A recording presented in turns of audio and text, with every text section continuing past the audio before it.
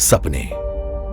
किसी स्टूडेंट के लिए गांव में रहकर शहर सा एजुकेशन पाना, किसी गांव में बैठे एक मरीज का शहर के स्पेशलिस्ट डॉक्टर से इलाज करवा पाना, किसी रिटायर्ड पेंशनर के लिए अपनी पेंशन सीधे अपने बैंक अकाउंट पे पाना, किसी शॉपकीपर के लिए मोबाइल के जरिए डिजिटल पेमेंट्स ले पाना, किसी साधारण नागरिक के लिए सीधा अपनी सरकार तक अपना सुझाव पहुंचा पाना, किसी किसान के लिए मोबाइल फोन पर एक क्लिक से उत्पादों के दाम जान पाना। ऐसे एक नहीं, दो नहीं, बल्कि करोड़ों भारतीयों के सपनों को मिली हकीकत की ओर बढ़ने की राह, जब माननीय प्रधानमंत्री श्री नरेंद्र मोदी ने इंडिया को दिया एक vision.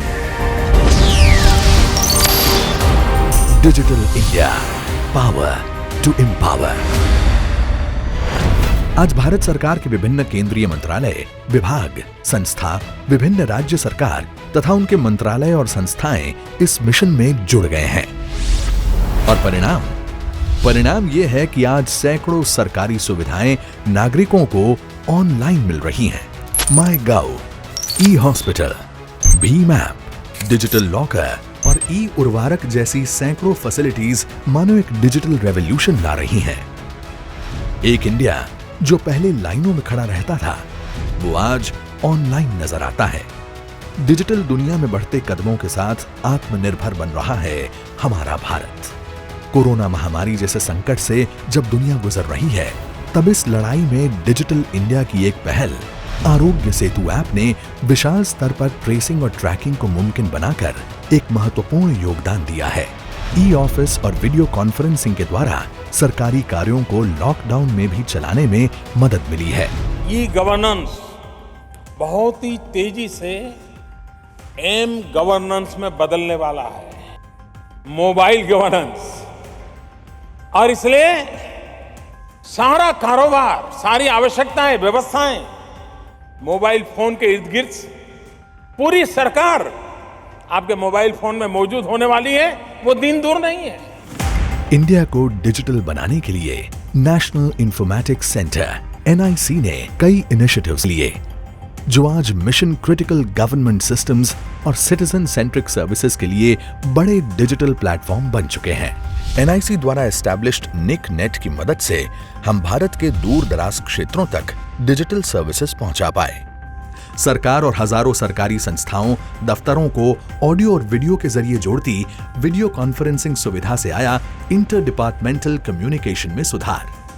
National cloud and data centres की स्थापना से सरकार की महत्वाकांक्षी परियोजना proactive governance and timely implementation यानी प्रगति का हुआ अमल।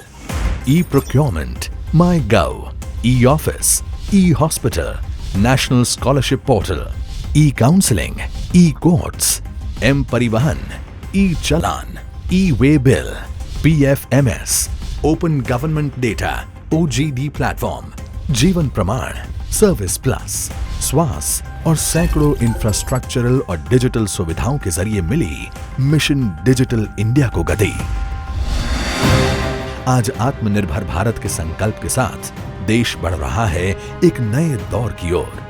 और खुशी की बात यह है कि डिजिटल इंडिया मिशन के तहत उठाए गए कदम बनेंगे इसकी नींव।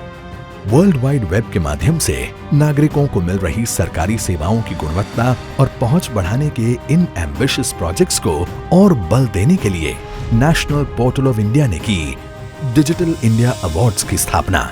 और तब से शुरू हुआ डिजिटल गवर्नेंस के क्षेत्र में नोटेबल इनिशिएटिव्स को पहचान कर उनको इनकरेज और इंस्पायर करने का एक नया ट्रेडिशन। हमारे लिए ये गर्व की बात है कि इस साल माननीय राष्ट्रपति जी ने स्वयं इस अवार्ड को प्रेजेंट करने के हमारे निवेदन को स्वीकृत करके इस अवार्ड की गरिमा को नई ऊंचाइयां प्रदान की हैं। डिजिटल इंडिया अवार्ड्स 2020 इस साल 7 श्रेणियों में दिए जाएंगे। Innovation in pandemic award, excellence in digital governance award, central ministry and department, state and union territory and district, open data champion award, exemplary product award, jury choice award. Award की श्रेणियां 7, लेकिन उद्देश्य सिर्फ एक, करोड़ों देशवासियों की सहूलियत के लिए सरकार द्वारा किए गए विभिन्न प्रयासों का सम्मान करना। आइए इंडिया को डिजिटल बनाने के प्रयासों को और प्रोत्साहित करते हैं।